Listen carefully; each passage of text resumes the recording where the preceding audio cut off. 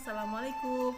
Jumpa lagi dengan Ibu Tika pada pembelajaran biologi kelas 11. Apa kabar anak-anak semua? Semoga kalian selalu sehat dan tetap semangat meskipun kita belajar dari rumah.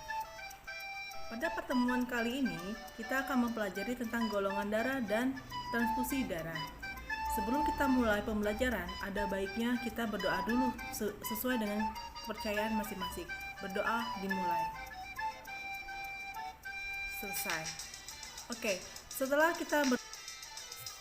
jangan lupa kalian untuk mengisi daftar hadir melalui link Google Form yang Ibu berikan melalui Google Classroom. Tujuan pembelajaran kali ini adalah melalui pembelajaran Discovery Learning dengan menggunakan aplikasi Virtual Laboratorium Golongan Darah, peserta didik dapat menjelaskan cara menentukan golongan darah, sistem ABO dan resus, serta menganalisis mekanisme transfusi darah dan macam gangguan yang terkait dengan golongan darah dengan benar. Baik, kita mulai pembelajaran kali ini. Sebelum kita mulai, Ibu ada satu pertanyaan untuk kalian. Jika seseorang bergolongan darah AB, apakah bisa mendapatkan donor darah dari seseorang yang bergolongan darah B? Ya, betul sekali jawabannya. Bisa.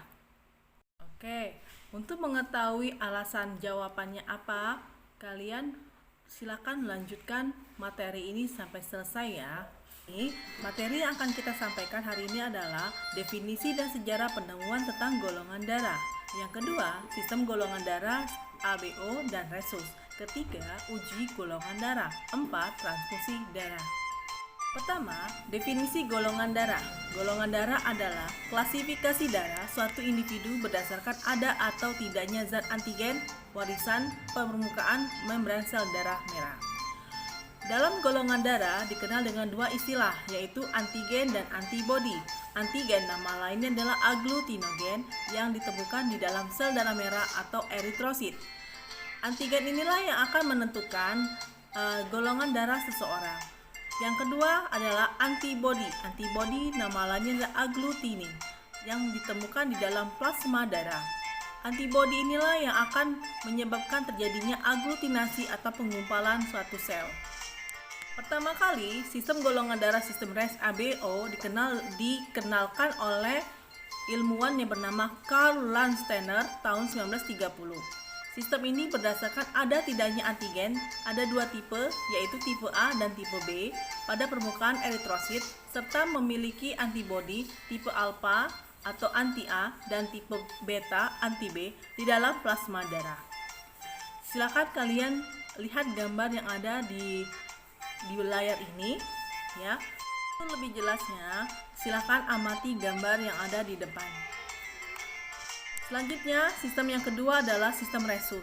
Sistem resus dikenalkan oleh Karl Landsteiner dan Weiner tahun 1940. Sistem ini berdasarkan ada atau tidaknya antigen resus D pada permukaan eritrosit. Pertama kali, penelitiannya dilakukan kepada hewan jenis kera, yaitu makaka yang berasal dari Hong Kong dan dari Afrika. Individu yang memiliki antigen resus D itu disebut namanya resus plus atau resus positif, sedangkan individu yang tidak memiliki antigen RHD disebut dengan resus negatif. Resus negatif tidak memiliki agglutinin antiresus dalam plasma darahnya, tetapi akan memproduksi antiresus jika bertemu dengan resus darah plus, RH+. Faktor resus berpengaruh terhadap transfusi darah dan pada saat janin di dalam rahim. Yang pertama, pada saat transfusi darah, jika seseorang yang memiliki resus negatif diberi darah dari donor yang beresus positif, resipien akan memproduksi agglutinin antiresus yang pada awalnya tidak membahayakan. Tetapi transfusi darah resus plus selanjutnya akan mengakibatkan terjadinya hemolisis donor. Karena agglutinin antiresus pada resipien yang terbentuk sudah banyak, sehingga ginjal harus bekerja keras mengeluarkan sisa pecahan eritrosit tersebut. Pengaruh terhadap janin pada saat kehamilan. Pengaruhnya adalah pada pasangan ayah ibu yang telah menikah dengan resus yang berbeda pada saat kehamilan. Jika darah ibu beresus positif dan darah janin resus negatif, hal itu tidak menimbulkan masalah. Namun, jika darah resus ibu negatif sedangkan darah janin resus positif, tubuh ibu secara alamiah akan bereaksi membentuk antibodi anti-resus untuk melindungi tubuh ibu. Akibatnya apa? Eritrosit janin akan pecah dan mengalami hemolisis. Kondisi inilah yang disebut dengan erythroblastosis fetalis, di mana terjadi pembengkakan hati dan limpa, anemia, penyakit kuning, dan gagal jantung pada dada janin. Nah, ini adalah peta resus janin, di mana pasangan ibu dan ayah yang berbeda resus. Untuk yang beresus sama, tidak terjadi masalah. Adapun jika terjadi perbedaan resus antara pasangan ayah dan ibu dan menghasilkan perbedaan janin pada resus ibu dan anak, adapun solusinya adalah melakukan injeksi imunoglobulin. Untuk yang beresus ibu yang beresus negatif dan ayah beresus positif, maka diperlukan injeksi imunoglobulin. Mengapa golongan darah O disebut dengan donor universal? Karena tidak memiliki agglutinogen atau antigen untuk dikumpulkan. Sedangkan mengapa golongan darah AB disebut dengan resipien universal? Karena golongan darah AB tidak memiliki agglutinin atau antibodi yang akan menggumpalkan darah, sehingga bisa menerima darah dari donor semua golongan darah.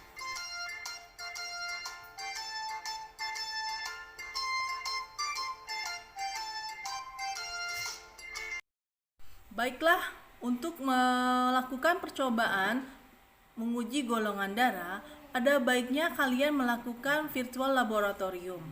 Caranya atau langkah-langkah yang akan kalian lakukan, silakan disimak melalui video ini ya.